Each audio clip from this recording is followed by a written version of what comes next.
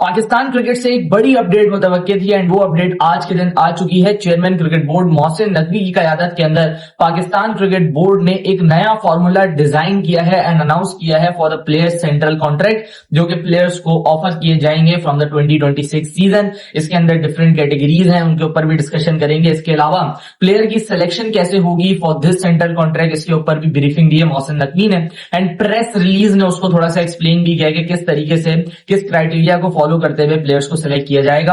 कल मैंने आपको थोड़ी सी ब्रीफिंग दी थी about the things which PCB wanted to do. Data के बारे में हम लोगों ने डिस्कशन की थी कि कैसे प्लेयर्स को सिलेक्ट किया जा सकता है बेस्ड ऑन डाटा। आज उसके ऊपर मजीद क्लैरिटी दी है माइक हसन ने, आकिब जावेद ने, मोहसिन नकवी ने। सो उस सब के ऊपर बात करेंगे। एक बायसनेस शो नहीं करूंगा मैं इस वीडियो के अंदर। मैं कोशिश करूंगा कि एक न्यूट्रल स्टांस के ऊपर रह के इन सारे के सारे फैसलों को एनालाइज करें। कोशिश करें कि जहां पे तारीफ बनती है पीसीबी की वहां पे हम लोग तारीफ करें, जहां पे थोड़े से मसले हैं उनको भी डिस्कस करें। हमारे लोग बहुत ज्यादा नेगेटिव हो जाते हैं, पीसीबी कोई भी एग्जाम ले उसके बारे में बहुत ज्यादा नेगेटिव हो जाते हैं। भले वो चीज सही भी करने की कोशिश कर रहा हो पीसीबी, तब भी उसको नेगेटिव रंग दिया जाता है, किसी ना किसी तरीके से लेट डाउन करने की कोशिश की जाती है पीसीबी को।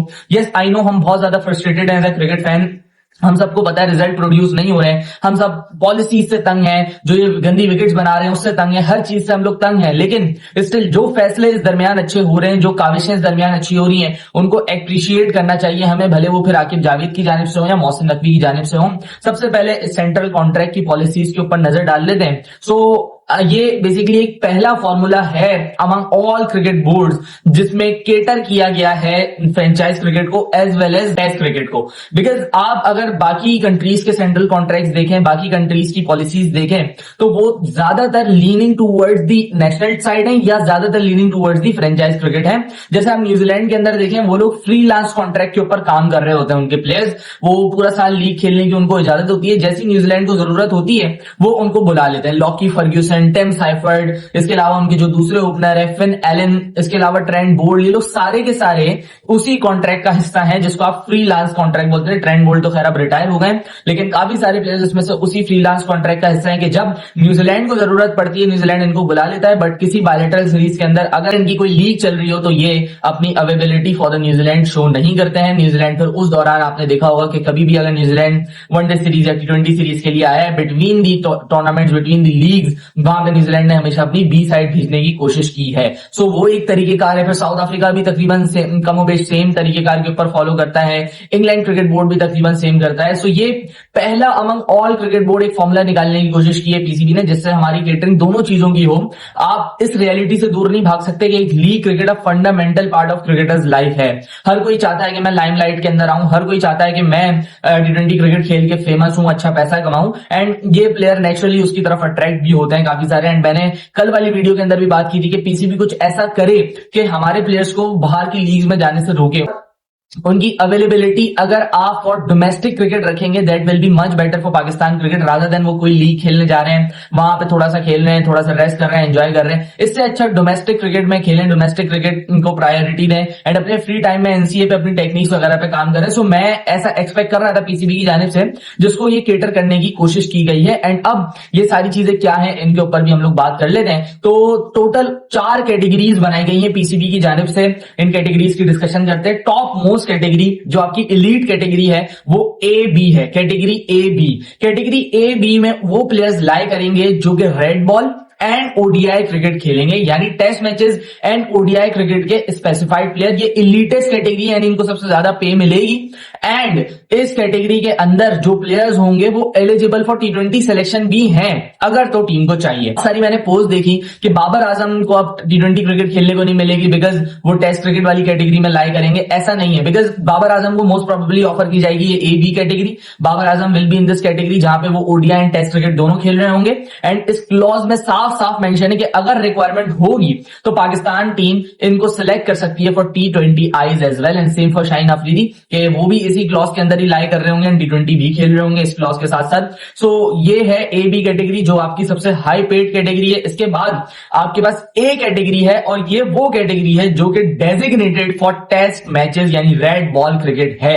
And this is the thing which I have loved the most. पहली दफा पाकिस्तान क्रिकेट में ऐसा हुआ है कि टेस्ट क्रिकेट को अलग से करके प्रायोरिटी दी गई है, जहां पे एप्रिसिएशन बनती है वहां पे आपको करनी चाहिए। एंड बहुत सारे एक्सपर्ट्स, वसीम अकरम, वकार यूनुस, रमीज राजा, हर कोई हमें ये बोलता हुआ सुना है कि भाई आपको टेस्ट क्रिकेट के स्पेशलाइज्ड प्लेयर बनाने पड़ेंगे एंड उनको हाई पेमेंट करनी पड़ेगी, तभी जाके वो प्लेयर्स आपके पास रुकेंगे। एंड अब यहां पे जब इकदाम लिया है पीसीबी ने, हम सबको उसको बैक करना चाहिए। ये वो प्लेयर्स हैं जिनको किसी T20 लीग की कोई इजाजत नहीं मिलेगी।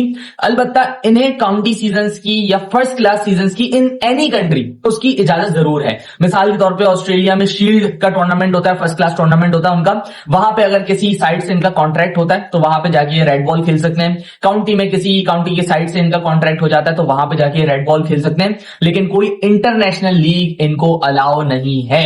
So this is the update for A category. ये सिर्फ और सिर्फ डेजिग्नेटेड फॉर रेड बॉल है। इसके अलावा आपके पास एक और कैटेगरी जो कि इससे बाद आएगी, वो है बी कैटेगरी। ये आपकी वाइड बॉल स्पेसिफिक कैटेगरी है। इस कैटेगरी के अंदर ओडीआई एंड T20I प्लेयर्स लाई करेंगे, जो सिर्फ और सिर्फ आपके वाइड बॉल स्पेशलिस्ट होंगे, जिसके अंदर मोस्ट प्रोबेबली आप सादत फरहान का नाम देखेंगे, फखर जमान का नाम देखेंगे, मे बी हारिस रऊफ का नाम देख रहे होंगे आप इसके अंदर। तो ये वो वाली कैटेगरी है जहां पे आपके काफी सारे वाइड बॉल प्लेयर्स लाई कर रहे होंगे। एंड ये कैटेगरी मेरे ख्याल से वो कैटेगरी होने वाली है जहां पे काफी सारे प्लेयर्स होंगे, मतलब most of the chunk of a player यही वाली कैटेगरी के अंदर लाई करेंगे। इसके अलावा आपके पास कैटेगरी सी जिसको बोला गया है, वो T20I एंड डोमेस्टिक या इंटरनेशनल लीग्स की कैटेगरी है।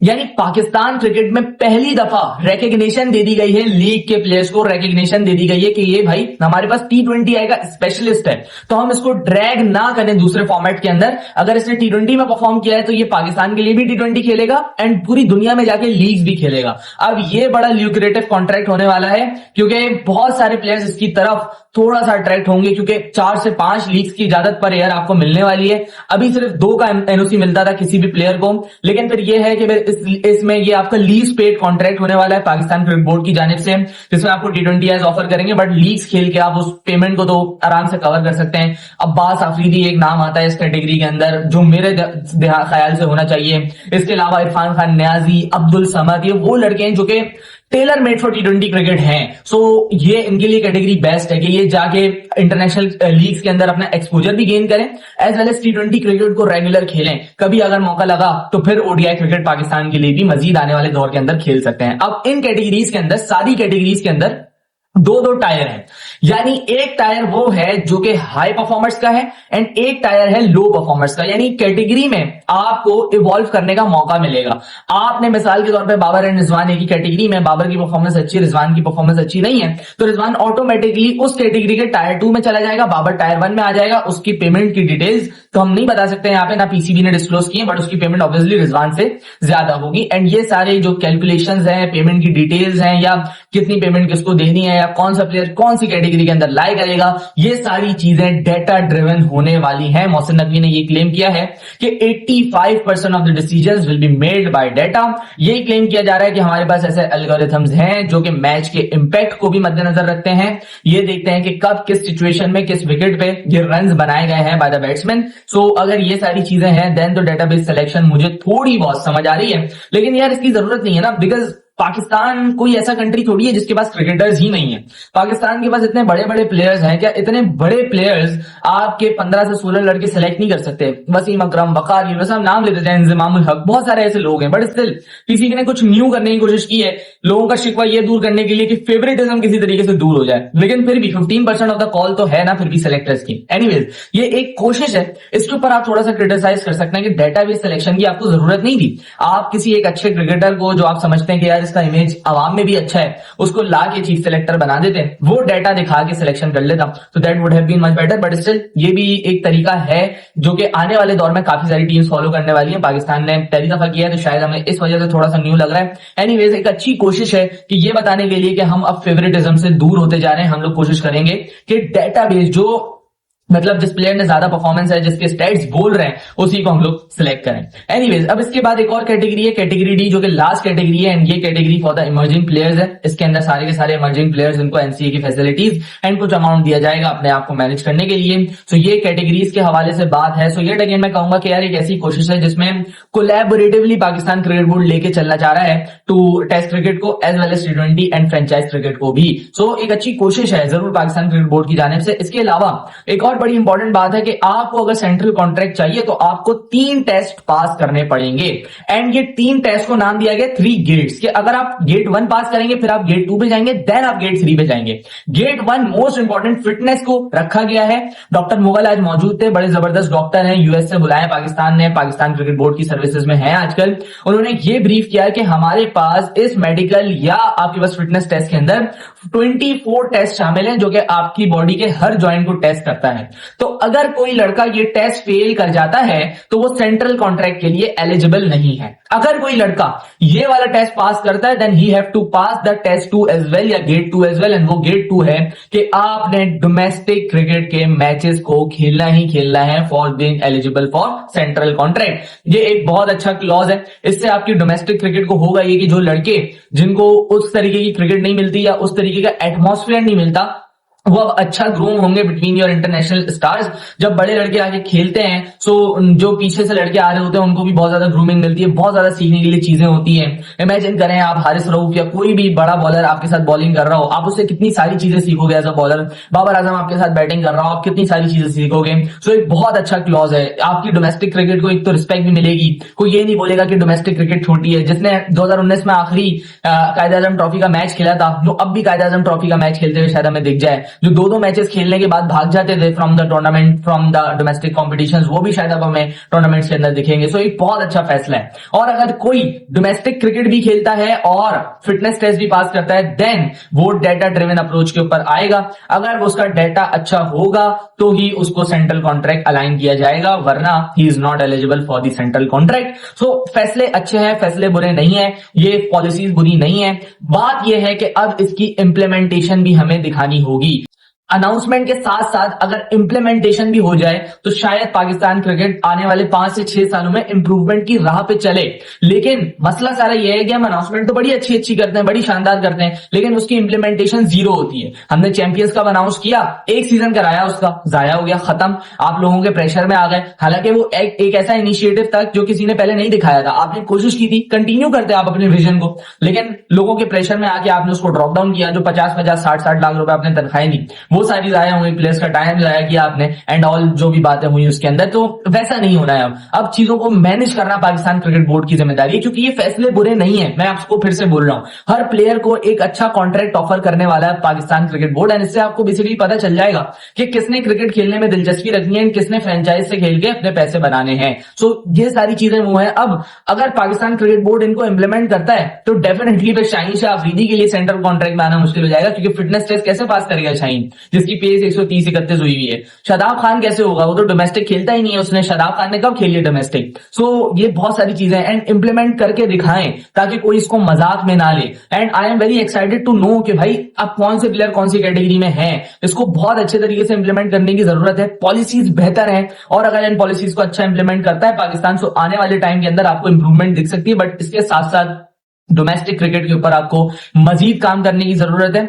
अपने वेन्यूज को बढ़ाएं, कायदे आजम ट्रॉफी में वेन्यूज को बढ़ाएं, एक ग्राउंड के ऊपर 8-8, 9-9 मैचेस ना करवाएं, वरना तो कोई फायदा नहीं है। आपका प्लेयर इसी वजह से परफॉर्म नहीं कर पाता क्योंकि कायदे आजम ट्रॉफी में वो एक ग्राउंड के ऊपर 3-4 मैचेस खेलता है, वहां की विकेट की उसको आदत लगती है, वहां पे वो रन करना शुरू हो जाता है। वो जैसे ही आता है इंटरनेशनल क्रिकेट में, 8 टूर बांग्लादेश का कर रहा है, 8 टूर ऑस्ट्रेलिया का कर रहा है, 180 डिग्री अपोजिट कंडीशंस। सो इस तरीके से प्रिपेयरिंग अगर हम करेंगे एट दी डोमेस्टिक लेवल, तब जाके इंटरनेशनल लेवल पे हमें फायदा होने वाला है। आप बनाएं 7-8 सेंटर्स फॉर आपकी फर्स्ट क्लास क्रिकेट, वहां पे डिफरेंट कंडीशंस ऑफर करने की कोशिश करें। रावलपिंडी में अगेन एंड अगेन ये बात करता हूं कि रावलपिंडी एक ऐसा मैदान है आपका जिसको अगर आप सर्दियों के अंदर बनाएं, अगर प्रॉपर उसके ऊपर घास छोड़ें, तो वो ऑस्ट्रेलिया न्यूजीलैंड से कम आपको सपोर्ट नहीं देगा फास्ट बॉलिंग में। इसी तरीके से इस्लामाबाद का ग्राउंड बन रहा है, same for it as well, पहाड़ियों से कवर्ड है, मरगला से, ऑब्वियसली विंड ब्लो करेगी वहां से, and that will give you the feeling of Australia New Zealand. वहां की ठंडक थोड़ी महसूस होगी, अच्छी विकेट्स मिलेंगी। तो डोमेस्टिक के ऊपर प्रॉपर रिवैम्पिंग का काम करना जरूरी है। जब तक आपकी रूट्स बेटर नहीं होंगी तब तक आप इंटरनेशनल क्रिकेट के ऊपर प्रोडक्ट्स प्रोड्यूस नहीं कर सकते, रिजल्ट्स प्रोड्यूस नहीं कर सकते। एनीवेज ये तो खैर सजेशंस हैं, उनको फॉलो करना तो पीसीबी का ही काम है। अभी तो ये हमारे पास एक अपडेट है कि भाई ये आपका न्यू सेंट्रल कॉन्ट्रैक्ट की एक पॉलिसी अनाउंस की गई है। लेट्स होप ये बेटर हो for Pakistan cricket as well as Pakistan players. मिलते हैं किसी और वीडियो में। आपकी क्या राय है अबाउट दीज पॉलिसीज, हमें कमेंट के सेक्शन में बता सकते हैं। मिलते हैं किसी और वीडियो में, अपना ख्याल रखिएगा। अल्लाह हाफिज।